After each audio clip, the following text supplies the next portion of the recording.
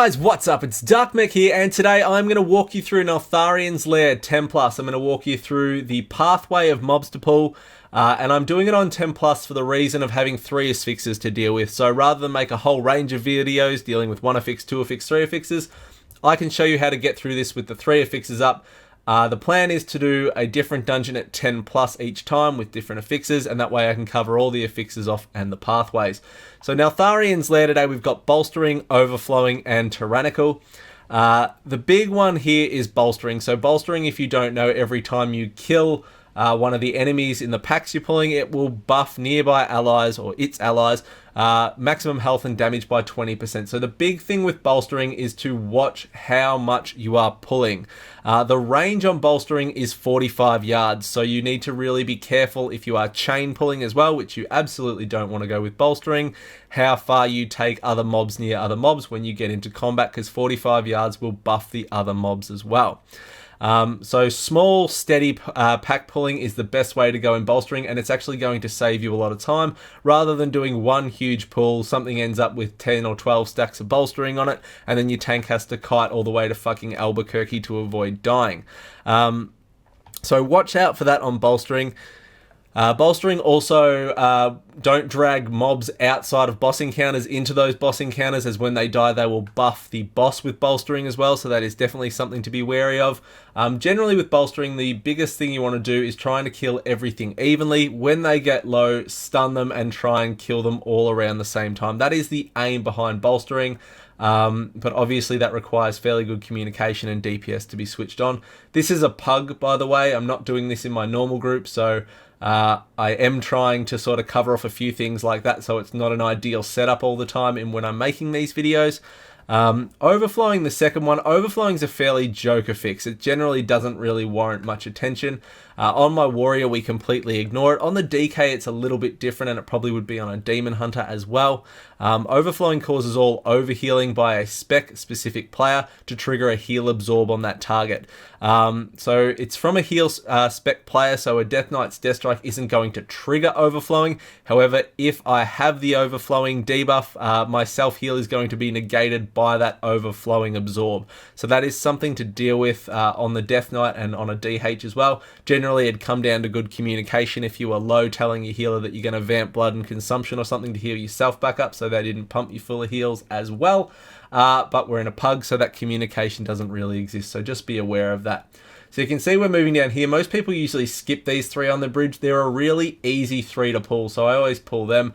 I've been talking about the affixes, so I haven't really talked what I've pulled as I've gone down there, but you can see sort of what I've done as we've been going.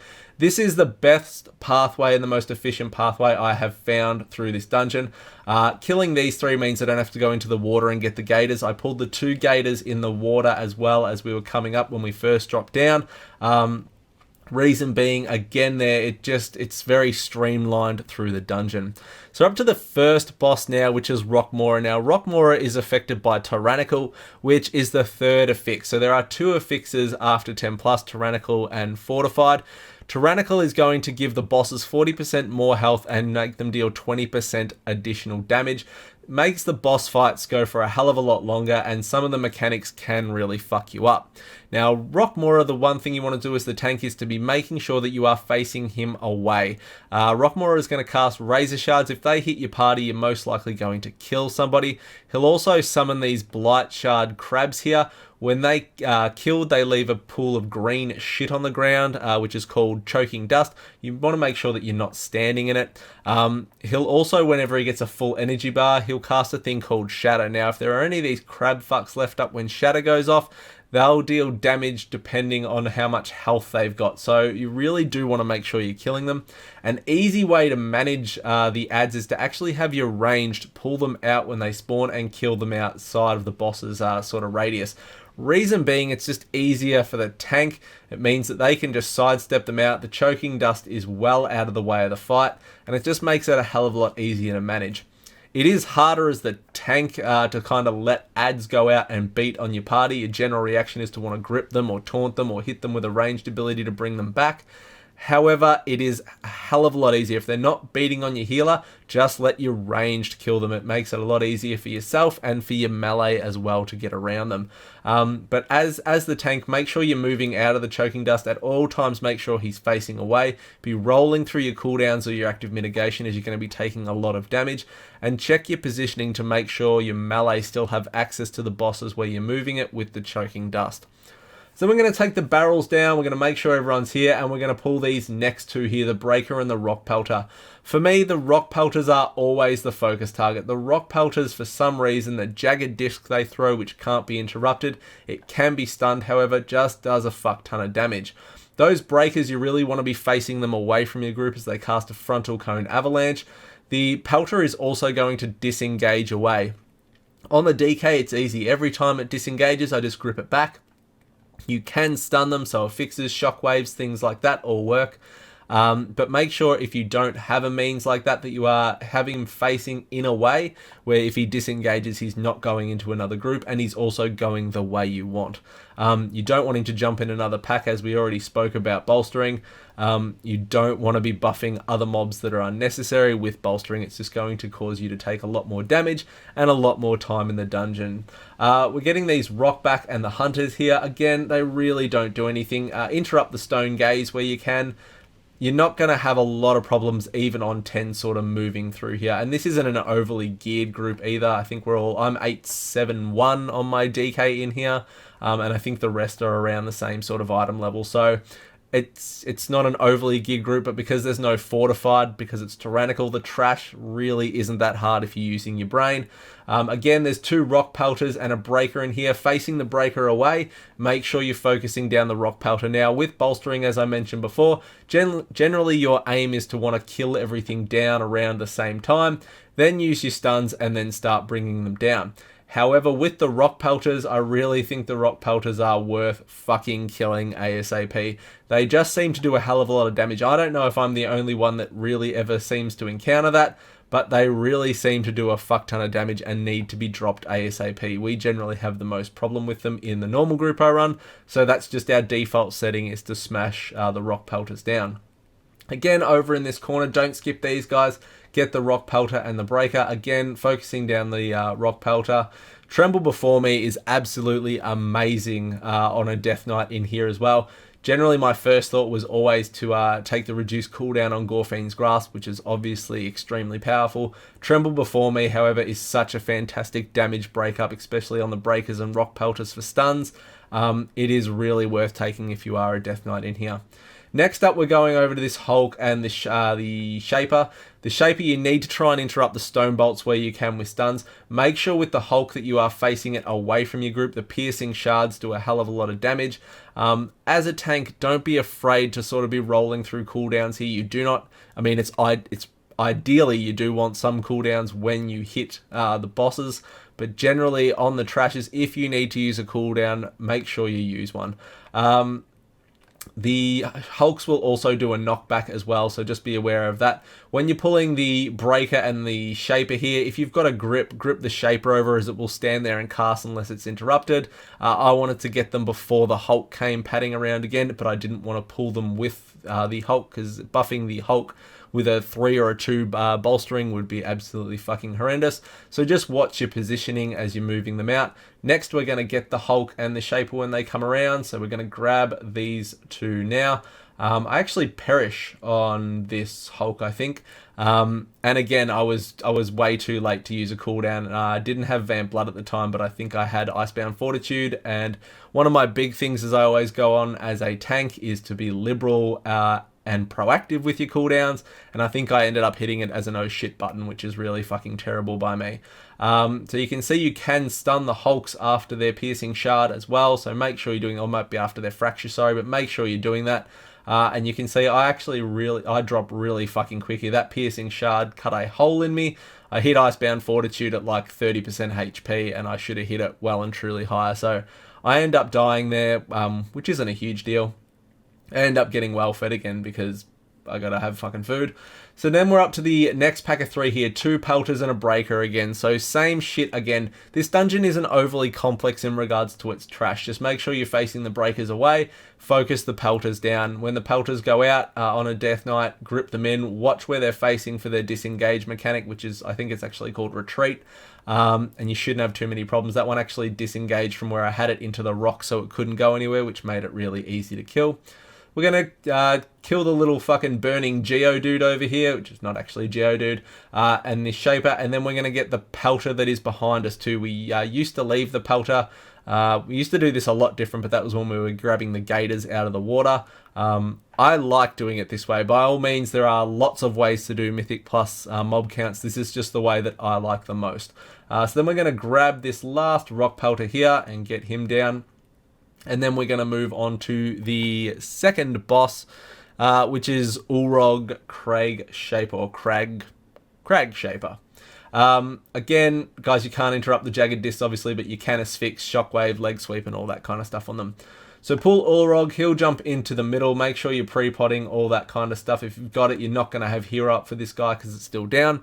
Ulrog doesn't do a hell of a lot of tank damage. The biggest thing you need to be aware of as the tank is that Sunder ability you just saw on the screen. It is your call to active mitigation. So when he casts Sunder, you want to be using your Shield Block, your Iron Skin Brew, your Iron Fur, your Death Strike. So as a Death Knight, make sure you've got Runic Power saved up to use a Death Strike when that happens. He'll also cast Bellow of the Deeps, which will summon those 2 idols. Make sure you move the boss so your DPS and yourself can cleave them down ASAP. He's then going to do Stance of the Mountain, where he hides himself in one of these little idols and moves around. The easiest way I've found to do this is to just trace it with your mouse. You can look at it if you like as well. You can do it however the fuck you want. The main thing is that you pick the right one. The reason being is when these bellowing idols are up, there's shit falling from the roof that is dealing damage. If you get the wrong one, if you spend a lot of time having to DPS through them to find the right one, your group is going to take a lot of damage. So it's important to find the right one first. Generally, good DPS wise, even on a 10, you'd probably looking, and this is probably without Tyrannical, at 2 phases of Stance of the Mountain, of hide the fucking Ulrog in the cup trick. On this one, we end up getting 3. So Tyrannical has the potential to make the boss fights go a hell of a lot longer, but this isn't an overly geared pug group either. So the main aim in this one was just to finish it, which is why I sort of came along on my 870 DK and knew it would be okay.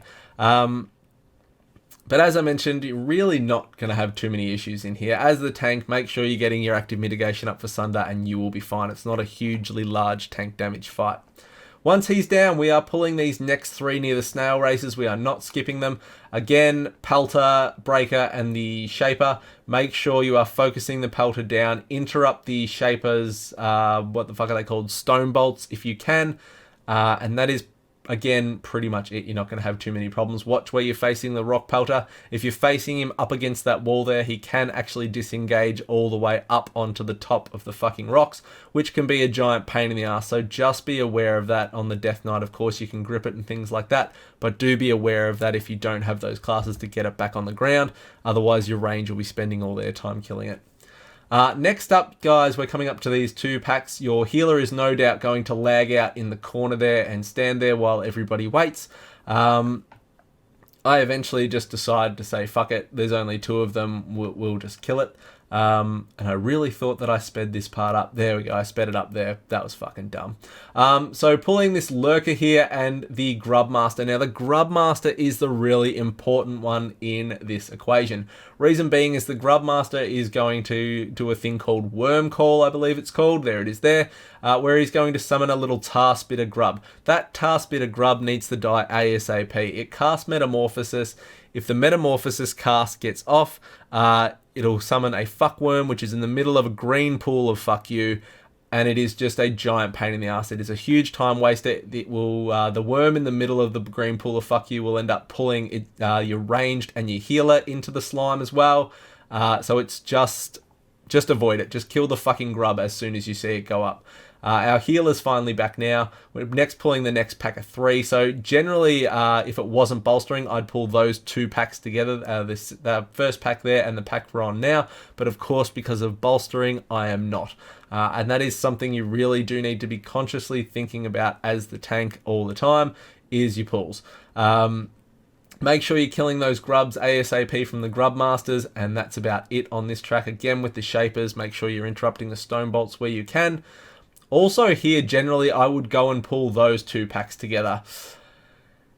Again, with Bolstering, you are far better off always going for the safer than sorry approach. If you're a really geared group, then you can go and pull them. We did it when we did this on my Warrior. We went and pulled those 2 packs together. One of the worms ended up getting a fucking billion stacks of Bolstering on it, and I ended up having to run back to the snail races and then all the way back here before it was dead, sort of thing. So it's one of those things where you can end up wasting a hell of a lot of time by doing a big dick pull and thinking that, you know, you're making progress as such, and then one ends up with, you know, 50 million health or something like that. You would have been far better off just to split the 2 pulls up, and you'll actually save yourself a hell of a lot of time in doing it that way. So again, the Task Spitter Lurker ends up getting a 4 stack of Bolstering. 4 stacks is not too bad. On these Task Spitters as well, they won't melee you, so you don't really have to worry about the amount of damage that they're going to cause you as the tank. You can still sort of go up and beat on them. You don't need to kite them as fiercely as some of the other targets. Next, we are on to the 3rd boss, which is Neuraxis. Now, Neuraxis, the biggest thing in this one is do not stand in the big green pools of fuck you. If you can manage to do that on this fight, you are halfway there, as John Bon Jovi would say. That was fucking awful. Why? Anyway, so don't stand in the green pools of fuck you. That is pretty much the largest part to this fight. As this fight goes on, he will summon 2 Worm Speaker Devouts on the left side and the right side. You need to kill these. If you do not kill these, he will eat them, and then he'll gain a 50% damage buff for each one he kills, I believe. So if he eats both of them, he'll be doing 100% increased damage, which will really fuck your day up. He will eventually cast a thing called Spiked Tongue as well, and this is your moment as the tank to run the fuck away. Now, as the tank, when you're dodging all these green pools of shit as well, you need to make sure you're in melee range. If you are not in melee range, he will end up spitting out green shit. Now, here's the Spiked Tongue for my time to run away. Now, on the left side, as I'm running away from the boss, or the right side as you are facing the boss, there are these rocks. Now, you can go over and wedge yourself behind these rocks, and it means that you don't have to use the pools of green shit or the toxic wretch, to actually slow yourself down. If you can't make it to the rocks, if you are not comfortable using the rocks, make sure when you run away you line yourself up in front or behind a pool of the toxic shit so you get dragged back through it. Now you can see here I failed miserably to actually get myself stuck on a rock that time, so it's not always 100% sort of foolproof plan. It generally does work though. And I got eaten, but I got eaten at the end, so we were able to kill him by the time I got spat out and it wasn't an issue. Once he's dead, jump down the hole, come down here and take a right. Now, they fixed this originally where you couldn't run all the way around. However, you can still run around this part here. The biggest trick is to just make sure you're hugging the wall sort of thing. If you don't hug the wall, you are going to get spat out and thrown around. And you take damage every time that happens. Now, you can see our healer here and whoever the fuck that is, trying to run through the middle gap every time and they're getting thrown back. So I end up pulling this pack without a healer pretty much. Which is far from fucking ideal. You want to make sure you are hugging that wall to get through. The reason we come around this way and we deal with the breaker and the 2 trappers is that we don't have to deal with the dude that summons the big molten focus ad, and we don't have to deal with a fucking scorpion. It is a lot, it's just a much easier way to get through here. So our healer's dead, so I'm trying to B-res him at the moment. Again, as long as you're focusing down those pelters, facing the breaker away, you're not going to have too many issues. You can see I got too close there and actually got punted away as well. So make sure you're sticking close to this wall, get a B-res off on this healer, and we are moving up now. So you can see we skipped the Dominator and the Scorpion there, and we're moving down to the bottom packs here. So these last 2 packs here with the Scorpion and the Trappers are really fucking nasty packs. So we've got a rogue here, so you can actually sap one of the trappers. You can grip the Scorpion out, or the Dominator and the Scorpion. The big thing here is the tank is to make sure that you are facing the Dominator away. The Scorpion's going to do a frontal cone attack. It's also going to cast a thing called Frenzy, which is going to up its attack speed. You can see it going there. You can stun it, and its damage as well if that Frenzy cast gets off. It'll also be casting out crystal shit as your range as well. They do a hell of a lot of damage. The trappers will cast a thing called Bound, which will stun your tank. You want to make sure you're interrupting that. and they will also cast jagged discs like the pelters, which can't be interrupted. This one still gets the stack of bolstering from the Dominator and the Scorpion dying, so you can see it gets a 2 stack of bolstering from this. It is a lot easier to manage if you CC though. For the sake of this video that I am recording, I'm going to go and pull the next 2 and just show you the damage difference on that, which, you know, it may not have been a smart thing because we could have died, but I had fucking faith even. Again, stuns are really important. Make sure you're interrupting the bounds. Bounds are huge. If your tank gets stunned when you're pulling both of these, it is going to be a hell of a lot of unmitigated damage coming in towards your tank. So make sure you are stunning the bounds. Pop cooldowns as well. You can see there is a fucking those jagged crystals that go out do an absolute fuck ton of damage on the range there. You did used to be able to outrange those crystals. However, I am not sure if that is still the case. We tried it when we were in here with my actual group and we couldn't actually outrange the crystal spikes. So I'm not sure if the range that I play with were being retards. Hi guys. Or if they actually fixed it. So if you actually know that, please do tell. But we did try it when I was on my warrior and it didn't seem to work. So we usually just stack under the scorpions for that. Now we end up wiping on Dargle here. Now Dargle is not hard and I've actually cut out the wipe. We wiped because people failed on the line of sight mechanic in this with the magma wave or whatever it's called. So we would have made the timer. Unfortunately we don't. So I've just cut to the past the wipe here. Dargle, he's really not hard. He's going to cast this Magma Sculptor or whatever it's called, which is going to summon the Molten Charskin Giant here. Every time it's summoned, it will fixate on someone. Every time you stun it, it will pick a new target to fixate on. If it fixates on a range, I would suggest leaving it to go out there and you can just kill it as it slowly walks out there. If it's focused on a melee, I would stun it straight away and start dropping it. Now, as the tank, you need to face Dargle away. He'll do Landslide, which is the frontal cone attack, which you can see punting me back. He'll then do this Molten Crash one, which again is your call to active mitigation as the tank. Shield blocks, Iron Furs, Death Strikes, all that kind of stuff. So make sure on the DK that you are leaving enough runic power for a Death Strike when Molten Crash happens. The reason being is if you don't, you are going fucking sailing. And I don't mean with Rod Stewart. You get punted an absolute fucking mile. So make sure you've got your active mitigation for the Molten Crash.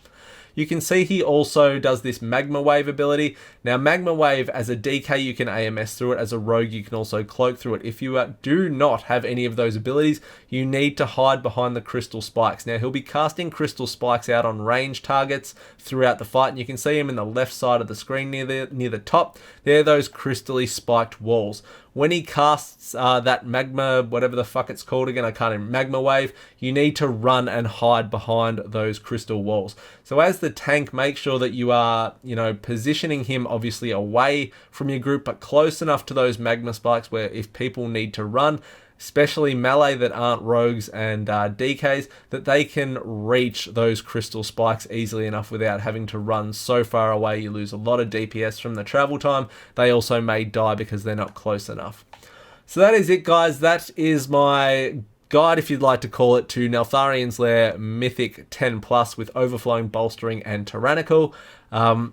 That, as I said, is the best pathway I have found to go here. It's the most efficient. You don't have to run a hell of a lot of the way out of the way to where you're going. And to me, it's just the best pathway to go. Some people prefer to pull the alligators and things like that, and that's fine. As I said, there's a lot of different ways to go. This is just the way that I've become very accustomed to and comfortable with. If you got any questions, please do hit me up. Otherwise, like, comment, subscribe, and I will see you all next time. See you guys.